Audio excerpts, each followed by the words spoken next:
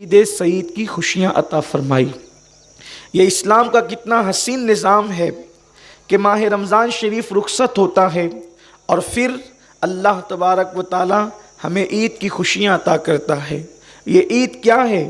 اللہ کے حبیب صلی اللہ علیہ وآلہ وسلم، دیکھیے اس کا نام کچھ اور بھی رکھا جا سکتا تھا، عید کے علاوہ اس کا نام کچھ اور بھی رکھا جا سکتا تھا، اس لیے کہ خوشیوں کو الگ الگ نام دیا جاتا ہے۔ مسرت ہے، شادمانی ہے، کیف ہے، سرور ہے، لیکن حضور علیہ السلام نے اپنی امت کو عید کا نام عطا کیا، خوشیوں کے دن کو عید کا نام عطا کیا۔ اور عید کیا ہے؟ عید کہتے ہیں عید عود کرنے کو، یعنی پلٹنے کو۔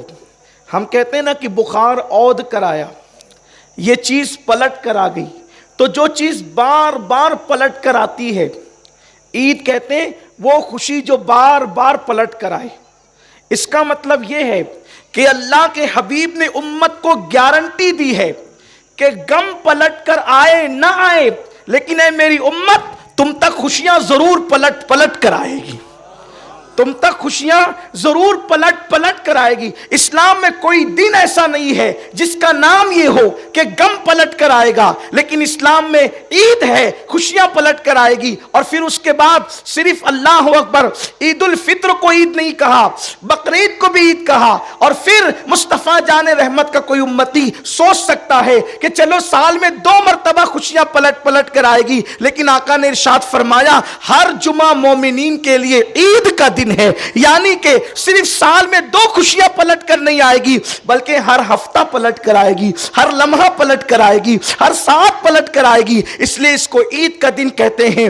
عید کے دن غصے میں آنے کا دن نہیں، عید کے دن جلال میں آنے کا دن نہیں، عید کے دن غضب میں آنے کا دن نہیں، یہ خوشیوں کا دن ہے۔ اس دن خوشیاں اس لیے ہے کہ اللہ تعالیٰ خود خوشی کا اظہار کرتا ہے، اور جب خوشی کا اظہار کرتا ہے تو بندوں سے کہتا ہے اے پاپیو آج تمہارے پاپ نہیں دیکھوں گا، عید کا دن دیا ہے تو اس کے صدقے سارے گناہوں کو بخش دوں گا، سارے گناہوں کی مغفرت کر دوں گا۔ عید کے دن جب عید کی نماز پڑھ کر مسلمان اپنے گھروں کی طرف پلٹتے ہیں تو اللہ اس شان سے عیدی عطا کرتا ہے کہ فرشتوں جا کر اعلان کر دو کہ گناہوں سے ایسے پاک ہو گئے ہیں جیسے ابھی اپنی ماں کے پیٹ سے پیدا ہوئے ہیں، جو مانگیں گے عطا کروں گا، جو مانگیں گے دوں گا۔ اور اس کے بعد فرماتا ہے تمہارے روزے قبول کیے، تمہاری نمازیں قبول کی، تمہاری تراویح قبول کی، تمہاری تسبیح قبول کی۔ بس بات اتنی ہے کہ بندہ اللہ سے امید کرے۔ مجھے ایک بات بہت پسند آتی ہے، ایک مرتبہ یہ ہوا کہ ایک پیغمبر، دیکھو عمل کتنا ہی مختصر ہو، کتنا ہی ٹوٹا پھوٹا ہو، مگر یقین مضبوط ہونا چاہیے اللہ پر۔ ہاں عمل کے معاملے میں ہم کمزور کبھی ہو جائیں تو ہو جائیں، لیکن یقین کے معاملے میں کبھی کمزور نہیں ہونا، یہ خاص بات یاد رکھیں۔ یقین کے معاملے میں کبھی کمزور نہیں ہونا۔ عمل میں کمزور ہونے والا جو ہے وہ بخش دیا جاتا ہے، لیکن یقین میں کمزور ہونے والا بخشا نہیں جاتا، اس لیے یقین بہت مضبوط ہونا چاہیے۔ ایک مرتبہ ایسا ہوا کہ ایک بندہ ایک نبی کے پاس آیا، اور آنے کے بعد اس نے اب اس دور کے نبی سے کہا کہ اللہ تبارک و تعالیٰ سے میں نے یہ عرض کیا تھا لیکن جواب نہیں آیا۔ کہ کیا کہا تھا؟ کہ میں نے عرض یہ کیا تھا کہ اللہ تیرے بندے پریشان ہے، ان کی پریشانیاں دور کر دے۔ تو اس دور کے نبی کو اللہ نے وحی کی، اس سے کہو کہ یہ بڑی باتیں کرنے لگا ہے میرے دربار میں نے اپنے مقبول بندوں کی فہرست سے کاٹ کر اس کا نام مردودوں کی فہرست میں لکھ دیا ہے، یعنی اپنے پسندیدہ بندوں کی فہرست سے نکال کر ناپسند بندوں کی، پسندیدہ بند، توجہ میری طرف کریں، خاص جملہ ہے، پسندیدہ بندوں کی فہرست سے نام نکال کر ناپسند بندوں کی فہرست میں اس کا نام لکھ دیا ہے۔ اتنا سننا تھا وہ وجد کرنے لگا، اس پہ وجد کی کیفیت طاری ہو گئی، وہ وجد کرنے لگا۔ اس دور کے نبی نے کہا پاگل تو نہیں ہو گیا تو؟ اس نے کہا حضرت کیا ہوا؟ کہا کہ اللہ نے کہا کہ تیرا نام مردود بندوں کی فہرست میں لکھ دیا گیا ہے اور تو وجد کرتا ہے۔ تو اس دور کے نبی کو اس بندے نے کہا آپ نے دیکھا نہیں فہرست کس کی ہے؟ مجھے کیا پڑی کہ محبوب ہو کہ مردود ہو، ہے تو اس کے بندوں کی فہرست میں۔ अरे उसकी फहरिस्त में आ जाए तो इससे बड़ी शहादत की क्या बात है।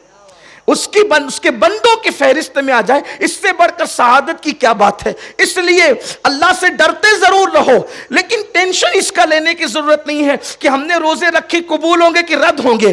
अरे जब तौफीक दी है तो इंशाल्लाह कबूल भी करेगा, मगर यकीन तो करो। और उसके बाद अल्लाह अकबर, उसने रोजदार बंदों की फहरिस्त में अपना नाम लिख दिया है। इससे बढ़कर के शहादत और क्या हो सकती है, रोजदार बंदों की फहरिस्त। लेकिन डरते भी रहो।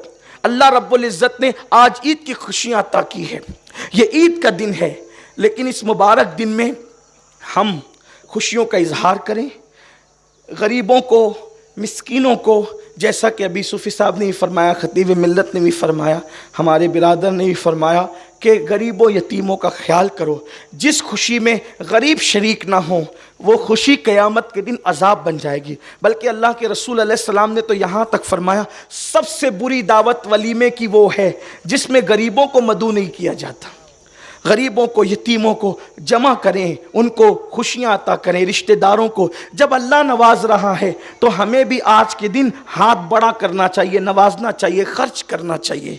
एक हदीस पाक है, और अगर हमारे पास कोई उम्मीद लेकर आए और हम उसकी उम्मीद को पूरा कर सकते हैं तो हमें उसकी उम्मीद को पूरा करना चाहिए।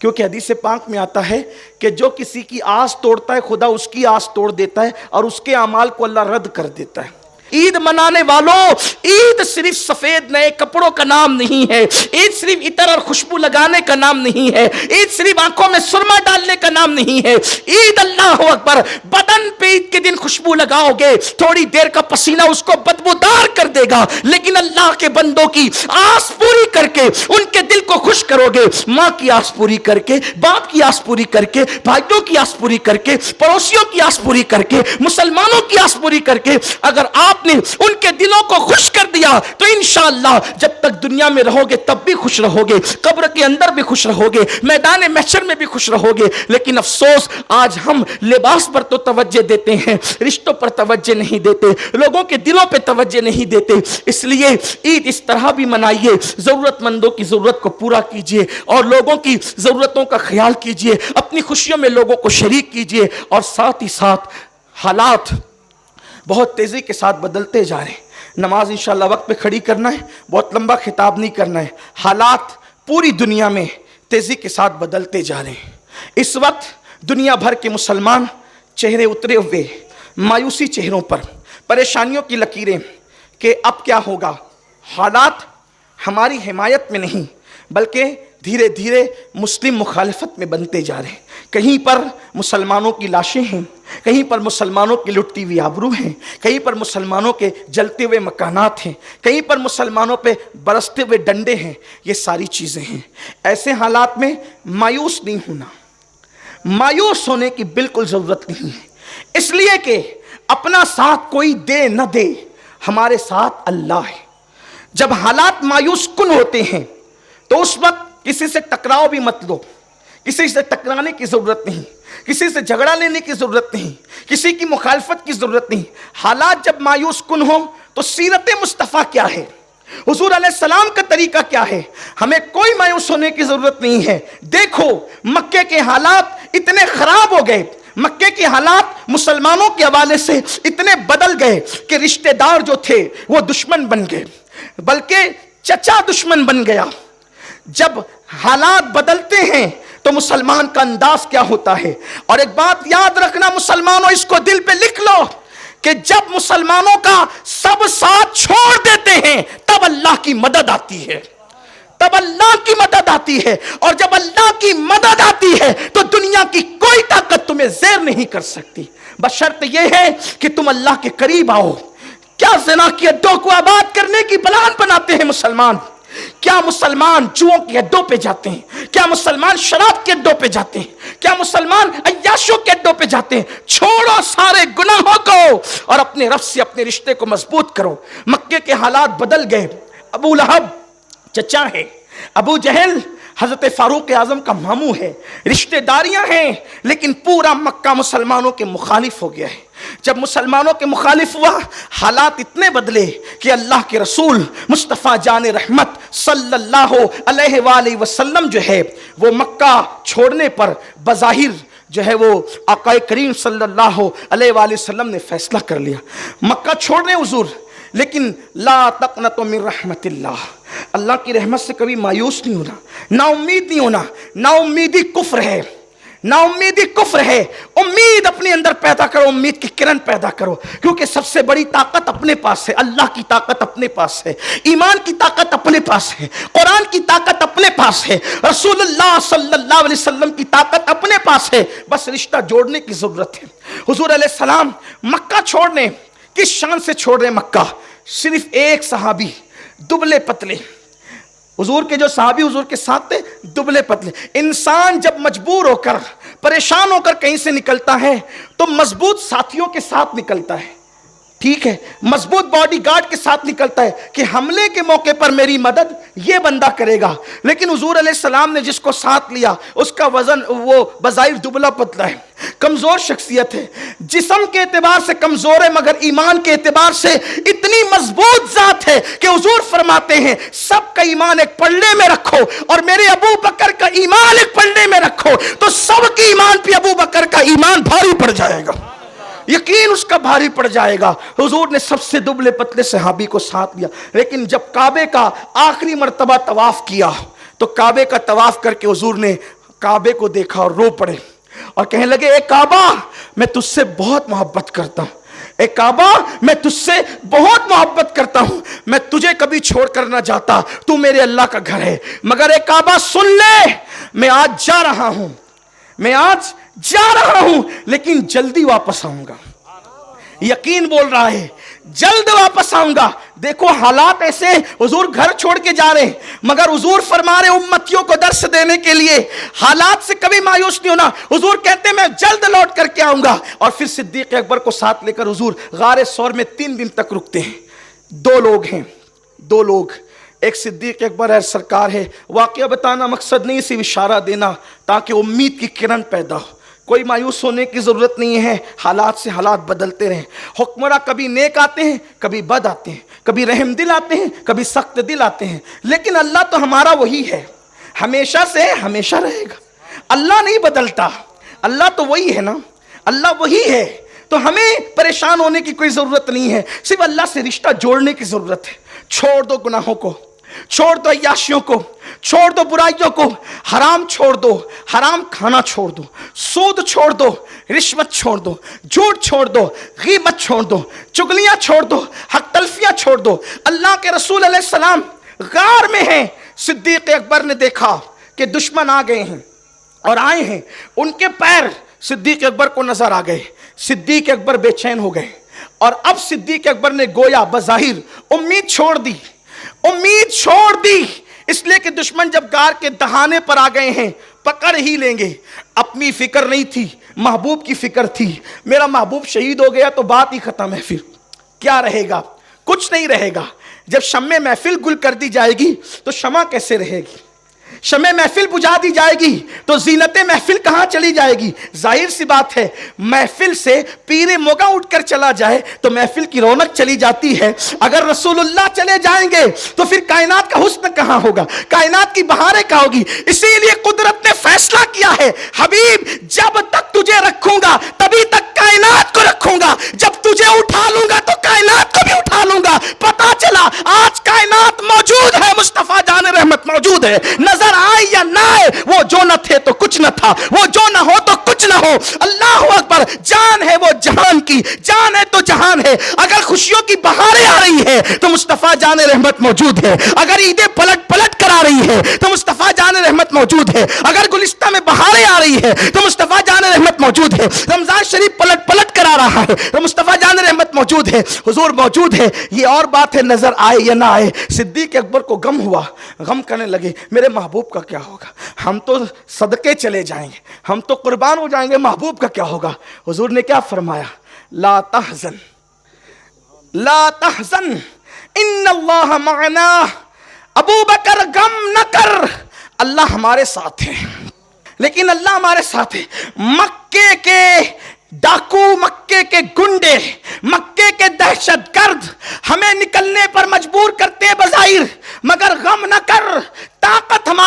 نہیں, اسلحے ہمارے ساتھ نہیں, وقت کی مکے کی حکومت ہمارے ساتھ نہیں, لیکن ان اللہ معنا, اللہ ہمارے ساتھ ہے. اور دنیا نے دیکھا جب نبی نکلے تھے تو اکیلے ایک صدیق کے ساتھ نکلے تھے, مگر جب لوٹتے مکہ فتح کرنے تو ہزاروں صحابہ کو لے کر کے لوٹتے اور ساری طاقتیں قدموں میں ڈھیر ہو جاتی ہے. ہمیں کوئی مایوس نہیں ہونا, لیکن کرنا کیا ہے؟ ان اللہ معنا, اللہ ہمارے ساتھ ہے. داڑیاں منڈا کے گٹروں میں پھینکو گے تو کب اللہ ساتھ ہوگا؟ کانوں میں ایئر فون لگا کے گانے سنو گے تو اللہ کب ساتھ ہوگا؟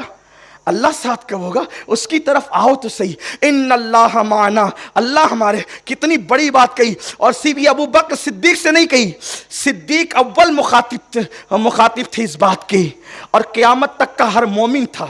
لا تحزن, غم نہ کرو, کیسے ہی حالات ہیں غم نہ کرو, اللہ ہمارے ساتھ ہے, اللہ ہمارے ساتھ ہے.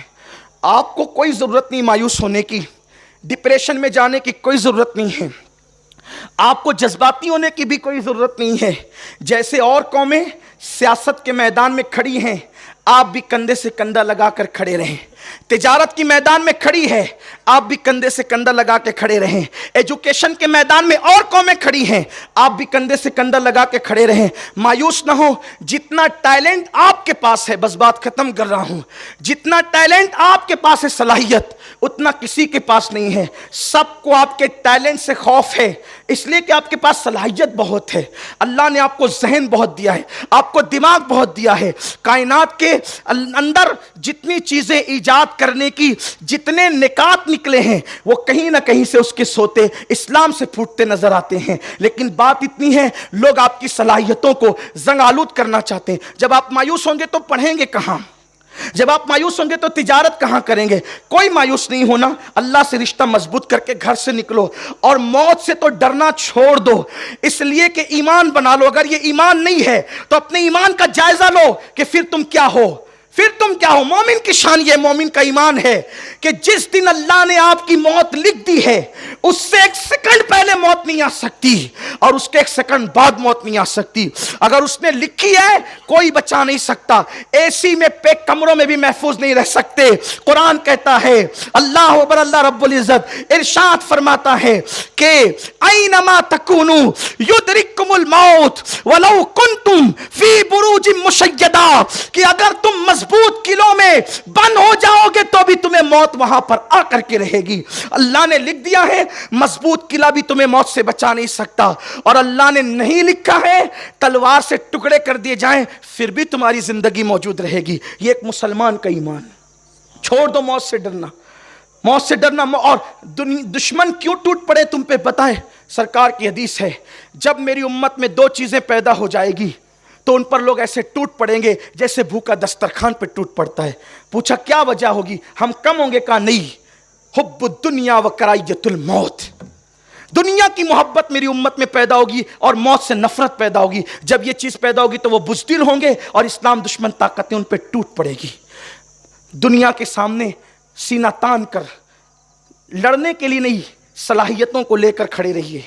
سیاست, تجارت اور تعلیم, ان تینوں بلکہ ہر میدان میں سب کے کندھے سے کندھا ملائیے. جو صلاحیت آپ کے پاس ہے وہ کسی کے پاس نہیں. لیکن اختتام اس پہ کرتا ہوں, آپ کی صلاحیتوں کو زنگ لگ رہا ہے کیونکہ آپ کے بچے اب کتاب کو چھوڑ کر موبائل ہاتھ میں لے چکے ہیں. روزے میں بھی گیم نہیں چھوٹتا لوگوں سے, گیم روزے میں بھی. وہ روزے کیا قبول ہوں گے جس روزے میں خدا کی یاد نہیں آتی, گیم ہی میں ڈوبے رہتے ہیں. اور کچھ گیمز ایسے یہودیوں نے ایجاد کیے ہیں جس میں باضابطہ طور پر نفسیاتی طور پر تمہیں شکست دینے کا پلان ہے. جو تمہارے بچے گیم کھیلتے ہیں وہ نفسیاتی طور پہ خود کو شکست خوردہ یعنی ہارا ہوا تسلیم کرتے ہیں. ابھی رمضان شریف کی آخری عشرے کی بات ہے کہ پب جی کھیلتے ہوئے ایک فرقان نام کا لڑکا مر گیا. 12ویں جماعت کا سب سے بہترین طالب علم مر گیا. ہمیں اپنے بچوں سے پیار نہیں کیوں دیتے ہیں؟ اپنے بچوں کو گیم کھیلنے کی ہم اجازت. آپ اپنے بچوں کو وہ گیمز کھیلنے کی اجازت دیجئے جس سے جسم کی نشو و نما ہوتی ہے, جسم جس سے مضبوط ہوتا ہو. یہ گیم تو آپ کے بچوں کو نسوانیت کی طرف لے جا رہے ہیں. وہ آپ کے بچوں کو ذہنی طور پر معاف کر دیتے ہیں، ذہنی طور پہ تھکا دیتے ہیں۔ اس لیے میری گزارش ہے کہ اپنی صلاحیتوں کا خیال کیجئے، اپنے ٹیلنٹ کا خیال کیجئے، اللہ پہ بھروسہ کیجئے اور مایوس ہوئے بغیر تجارت کے میدان میں ڈٹیے۔ آج کل تجارت بھی مسلمانوں کی بہت زیادہ ڈھپ ہوتی جا رہی، وجہ یہ ہے کہ تجارت کرنے والے ہی گیم کھیلتے۔ میرے عزیز نے، میرے بھائی نے مجھے ایک بات کل ہی بتائی، ایک میڈیکل کا تذکرہ کیا کہ بہت چلتا تھا میڈیکل، بھیڑ لگی رہتی تھی، ایک اس علاقے میں میڈیکل تھا نہیں، لیکن 4-6 لڑکے آنے لگے اور سب بیٹھ کر کے گیم کھیلتے ہیں۔ تو وہ گیم دیکھتے دیکھتے کھیلتے کھیلتے پھر وہ کبھی چٹھی دیکھتے، کبھی نہیں دیکھتے، کبھی چھوڑ دیتا ہے، لوگوں نے آنا چھوڑ دیا، مال ہے نہیں ہے۔ اس طرح سے یہ تعلیم میں بھی تعلیم کو بھی متاثر کر رہے ہیں گیم، تجارت کو بھی متاثر کر رہے ہیں، فکر ذہن کو بھی متاثر کر رہے ہیں۔ میری گزارش ہے تجارت کے میدان میں مضبوط ہوئیے، مندی وندی کا کوئی خیال مت کیجیے، اس لیے کہ تجارت سیاستدانوں کی چوکھٹ سے نہیں ملتی، بلکہ رزق اللہ کے دربار سے ملتا ہے، اس کے یہاں کوئی مندی نہیں ہے۔ اگر تم اللہ سے اپنا رشتہ جوڑ لو، سب کی دکان پہ مکھیاں بھن بھنائے گی، تمہارے دکان پر گاہکوں کی قطار لگی ہوئی ہوگی۔ یہ بات ہے، میں آپ کو کوئی لطیفہ نہیں کہہ رہا ہوں، کوئی چٹکلا نہیں کہہ رہا ہوں، کوئی سبز و باغ بھی نہیں دکھا رہا ہوں، اللہ کی عزت کی قسم کھا کر کہتا ہوں، اتنے بڑے مجمع میں آج عید کا دن ہے کہ اللہ سے رشتہ جوڑیے۔ جن لوگوں نے رشتے اللہ سے جوڑے ہیں، اللہ تعالیٰ نے ان کو جنگلوں میں روزیاں عطا کی ہے۔ بس رشتہ جوڑ کر تو دیکھیے، بات ختم کرتے ہوئے، اس لیے کہ لوگ آ رہے ہیں، اب جو لوگ آ رہے ہیں ان سے میں صرف اتنی گزارش ہے کہ بس 5 منٹ میں جماعت کھڑی ہو جائے گی، وہ وضو کر لیں جلدی سے، اور جو لوگ ادھر بیٹھے ان سے رابطہ جوڑنے کے لیے اب چونکہ جگہ بھی ختم ہے، قریب الختم ہے، اگر یہاں پر کوئی موٹا ٹانٹ وغیرہ ڈال کر اس کو بھی پیک کر سکتے ہو تو چند لوگ یہاں آ سکتے ہیں، بیٹھ سکتے ہیں۔ درگاہ شریف کا صحن بھی بھر چکا ہے، ادھر لوگ کھڑے ہیں، تو وہ جو پیسیج ہے نا، یہ راستہ جو ہے اس میں بھی صف لگا لیں تاکہ ادھر والوں سے آپ کا کنیکشن جڑ جائے اور ان کی صفیں متصل ہو جائیں۔ بات اختتام کو لے جا رہا ہوں، آخری بات، اللہ سے رشتہ اگر جڑ جائے نا، اللہ سے رشتہ جڑ جائے، ہر دشمن دوست بنے، روزی کا ٹینشن نہیں، کیونکہ اللہ کا وعدہ ہے وَمَا مِن دَابَّةِ الْأَرْضِ إِلَّا عَلَى اللَّهِ رِزْقُهَا، اللہ نے اپنے کرم سے اپنے ذمے پہ لے لیا سب کی روزی، روزی کا کوئی ٹینشن نہیں، صرف کوشش کرنی ہے، محنت کرنی ہے، کاوش کرنی ہے، بس کوئی ٹینشن نہیں لینا، رشتہ اللہ سے جوڑو۔ گناہ اور پاپ انسان کی روزی کو بھی تباہ کرتے ہیں، زندگی کو بھی کمزور کر دیتے ہیں، زندگی کے اندر بھی کٹوتی کا، حضور کی حدیث ہے، سرکار فرماتے ہیں زنا کرنے سے عزت جاتی ہے، چہرے کا نور جاتا ہے، زندگی کم کر دی جاتی ہے، زندگی گھٹا دی جاتی ہے، اور روزی بھی کم کر دی جاتی ہے، عمر گھٹا دی جاتی ہے، گناہوں سے یہ سب ہوتا ہے۔ اللہ سے رشتہ مضبوط کریں۔ ایک بہت بڑے بزرگ ہے، اس کو داتا صاحب نے لکھا ہے، داتا علی حجوری رحمۃ اللہ علیہ نے لکھا ہے کہ ایک بہت بڑے بزرگ تھے، انہوں نے وہ بکریاں چلاتے تھے، حضرت ابو مسلم رائی ان کا نام تھا، حضرت ابو مسلم رائی ان کو کہتے تھے، وہ بکریاں چلاتے تھے۔ اب تھوڑا جملے پہ توجہ کرنا، دشمن دوست کیسے بنتے ہیں اور دوست دشمن کیسے؟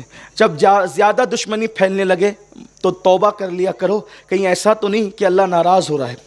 جب وہ ناراض ہوتا ہے تو دشمن بڑھتے ہیں، اور جب وہ خوش ہوتا ہے تو پھر دوست بڑھتے ہیں، کیونکہ قرآن کہتا ہے ان الذین آمنوا وعملوا الصالحات سیجعل لهم الرحمن ودا، کہ جو ایمان لانے کے بعد نیک عمل کریں تو اللہ ان کی محبت لوگوں کے دلوں میں انڈیل دیتا ہے۔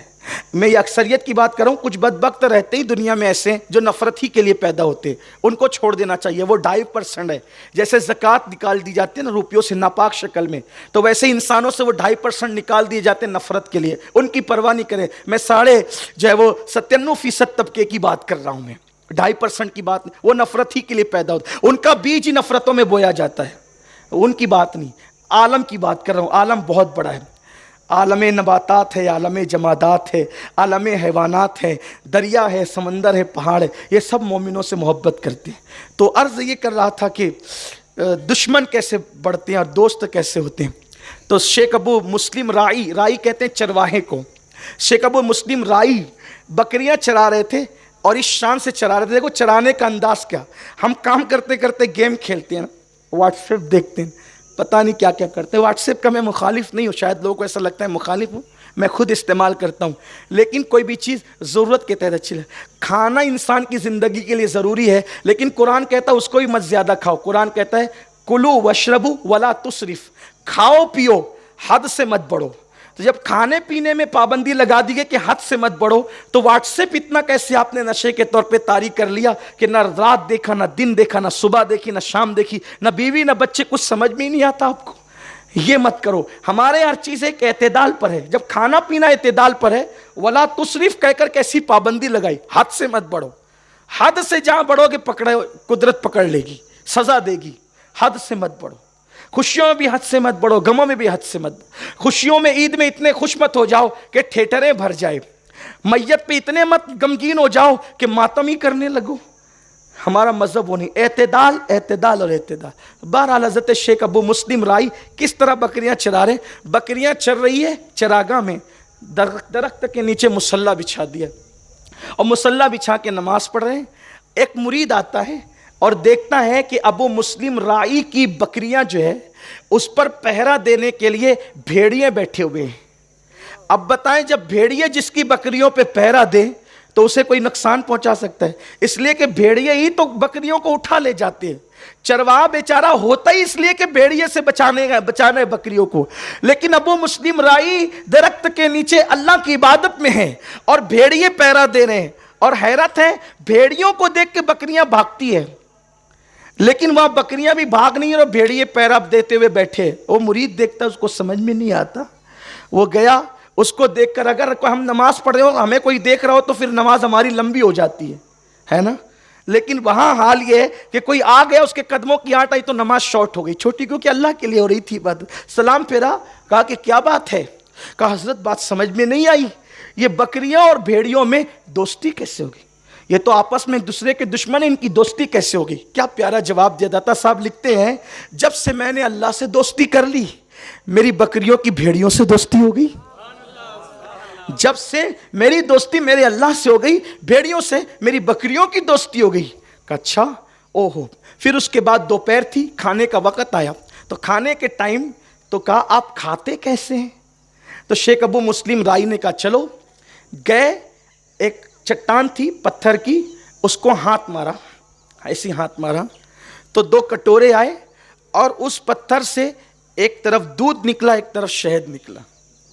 یہ بہت معتمد اور مستند کتاب صوفیہ کے نزدیک, جس کو کشف المحجوب کہتے ہیں, میں وہیں سے یہ واقعہ پڑھ رہا ہوں. یہ کوئی بہت یعنی جو ہے وہ غیر معتبر بات نہیں ہے, بہت معتبر واقعہ. داتا صاحب نے لکھا ہے.